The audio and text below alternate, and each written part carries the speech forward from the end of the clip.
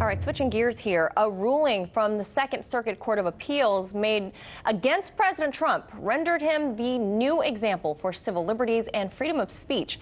The court citing that President Trump could not block some of his haters on Twitter because he is a public official and uses the platform in his official capacity. This now setting precedent for other public officials going forward when it comes to exchanging barbs online. Joining us to discuss in studio, investigative journalist Ben Swann. Ben, nice of you to join us in person. Absolutely. You're out of your box there. That's right.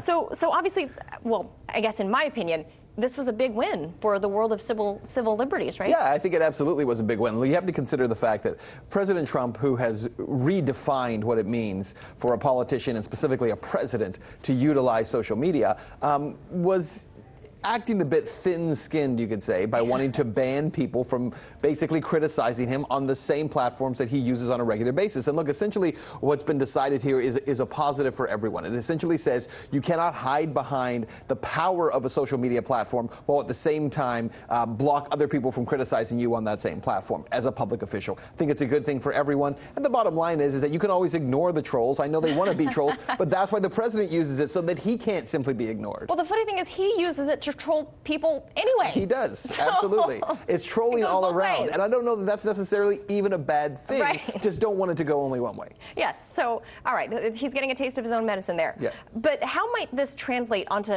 other social media platforms when it comes to freedom of speech? For example, on Facebook, if this does at all. Right. Of course. Well, I don't know how much it actually translates, because it really comes down to the user as opposed to, once again, the tech companies. So once again, tech companies are not in a position where they're being required to do anything on their part to support free speech. In this case, it's you as a user cannot stop other people from commenting on the pages that you are using. So this ruling does not really prevent tech companies from doing any censoring. It does prevent you from blocking your own critics. Again, if you're a public person. If you're a private person, you can be private. And actually, President Trump could set up two accounts. He could have his own private account, and he could have a public account. And approve each follower. And approve each follower. Sit there, the millions of people that he will approve. That he would approve. So this new ruling also basically says that public officials are not allowed to block critics, but public officials are also prohibited from deleting comments that are critical towards them. But on the flip side, Ben, at what point might some of these comments be a bit much, or as the young people say, a bit extra?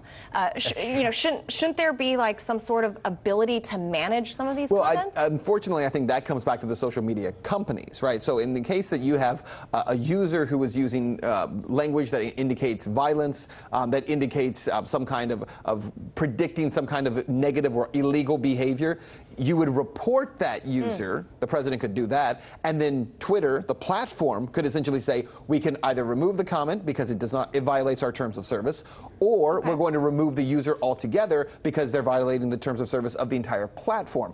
The platform can still do that on the president's account, just like it could do it on anybody else's account. What the president can't do is simply go in and say, I don't like your comment, and delete it. So here he is, the president of the United States, lumped into the rest of all of us. Which it should be that way. Absolutely. So, all right, that's fair and square there. But, you know, Ben, like in the old days, people would air their grievances like in these public squares or town halls or what have you. So obviously digital is the new version of that.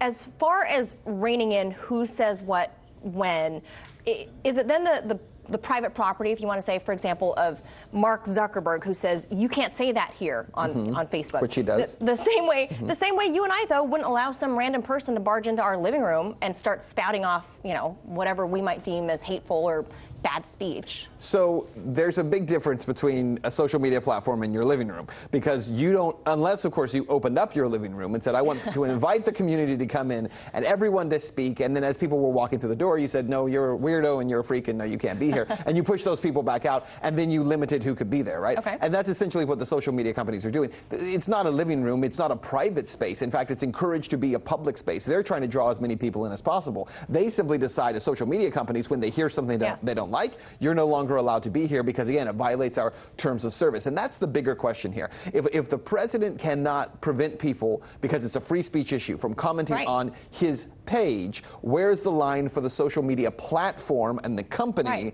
about controlling what is said on their overall platform? Is there then a crossover, Ben, somewhere between this new legal precedent and what social media companies can do. Well, you know, I think there is, right? Because I believe it's a free speech issue all around. I think that Facebook and Twitter and all these companies, Google, YouTube, have violated free speech rights in this country by removing people from their platforms with whom they disagree, or even by shadow banning. You know, there are users out there who think that their messages are getting out, and they're not getting out. They are being blocked. They just don't know they're being blocked. Them down. It pushes them down, and we see it happening all the time. And again, James O'Keefe, who recently did that investigation into Google, that ML learning, that machine learning algorithm fairness, is essentially blocking anyone from finding information that Google doesn't agree with. And I think it does cross over to a free speech issue. So this could be a victory that ultimately lends itself to the other as well. Might be the first step, so we will see. As always, appreciate your expertise on this stuff. Ben Swan, thank you for being in studio. Yeah, thanks, Manila.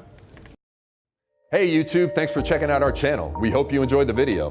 We have tons of content for you just like this. For more of RT America's one-of-a-kind news and analysis, be sure to subscribe and never stop questioning more.